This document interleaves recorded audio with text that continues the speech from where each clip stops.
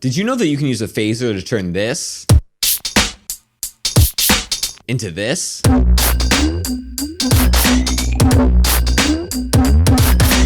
Hi, I'm Parker, and I'm at my humble home studio in Los Angeles, California. Today we're going to take a look at PhaseMistress, an extremely powerful plugin that, frankly, deserves more love. Because this unit has some seriously cool capabilities. Take a deep dive into the hidden menus and you'll realize there's not another phase shifter, hardware or software, that's this versatile. Lately, I've been loving PhaseMistress on drums. Whether I'm adding a little bit of sparkle and life to a drum loop or using intense resonance to create distorted bass lines from scratch, I always stumble on a fresh sound for my productions. Today, let's start out with a stock Ableton drum loop and go from subtle to extreme.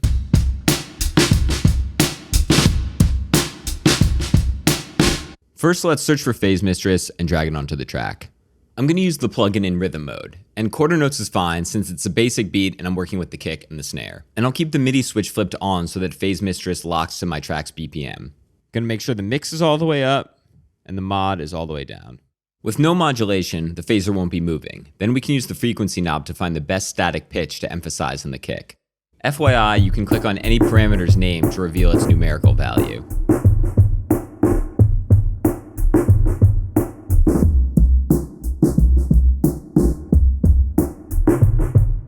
Next, I'm going to open the tweak menu to access the rhythm editor. To start fresh, I'll click on the grid to remove the modulation curves. Then click again on beats 2 and 4 to add them back in for the snare. Now as I turn up the mod knob, you'll actually hear the phaser moving on those beats. You can adjust the shape editor to have the phaser jump up quickly, increasing the attack. And while holding down Command, you can click and drag in the rhythm editor to adjust the length of the envelope. Now I'll adjust the mod knob so that the phaser moves up to a frequency that works well with the snare.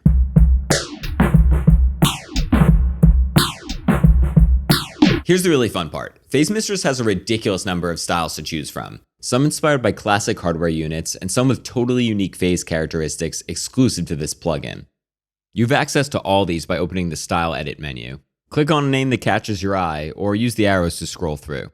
Turn up the mix knob to really hear the difference between styles.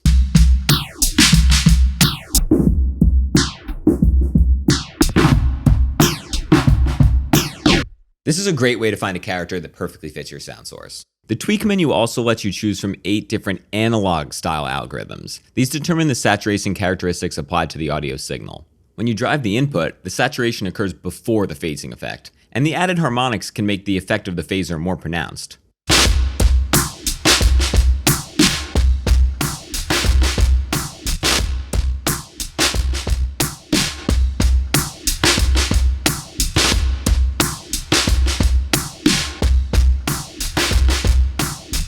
I'm liking how crunch softens the snare.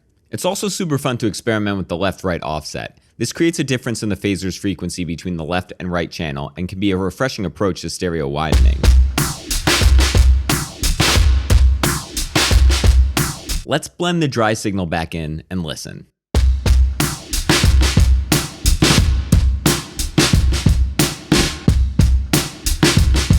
I can also use the shape preset menu to quickly audition different wave shapes within the rhythmic pattern I've created.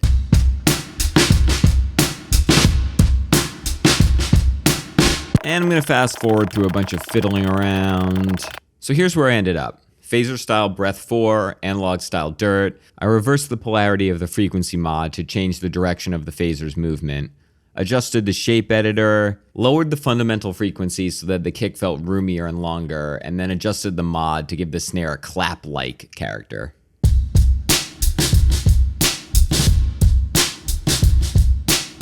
We can mix some dry back in.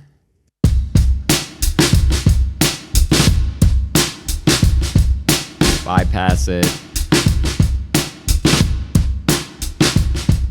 Back on.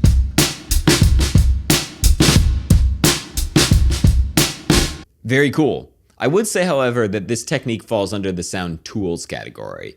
If we wanted to get into the sound toy zone, we're going to have to push things a little bit further. I'll make sure the mix is all the way wet and the resonance is approaching the max value. Then, once again, I can use the frequency knob to find the pitch I want to exaggerate. This may get a bit harsh for a second, but bear with me. You know, we're going on an adventure. use the mod to set the frequency that the phaser will cycle up to. Starting to hear some possibilities here. Let's fearlessly drive the input. We want some attitude here.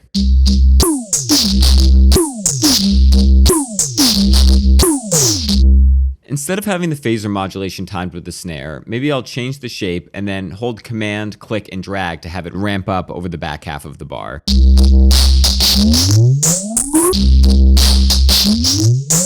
I'm liking the resonance and the movement, but it's sounding pretty gnarly. Maybe changing the phaser style or the analog style will soften things up.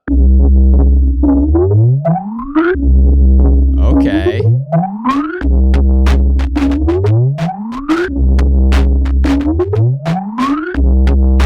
Awesome. Now we have the groove and the resonance without the nasty harshness. Let's bypass quickly just to see where we were at.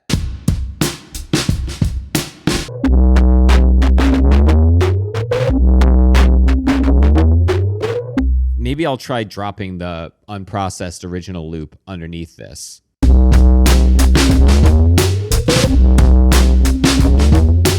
If I click the floppy disk icon in the menu bar, I can save all these parameters as a user preset within PhaseMistress and store this cool effect for future use. And what if I add a few more Soundtoys plugins? That's where Effect Rack comes in handy. I'll load it up, add PhaseMistress to the rack, click the gear icon to open the preset menu and find the one I just created. And then I can add plugins like Tremolator, Devil Lock, and Superplate to beef up the sound.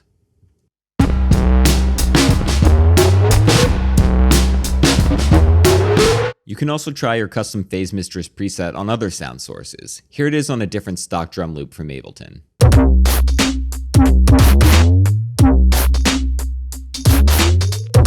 And once again, we can go through this enormous style selection. Whoa, that's kind of cool.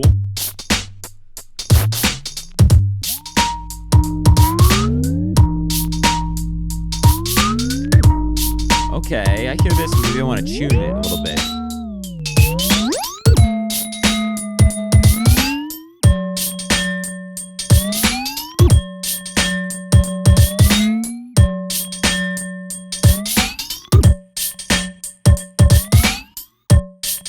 Okay.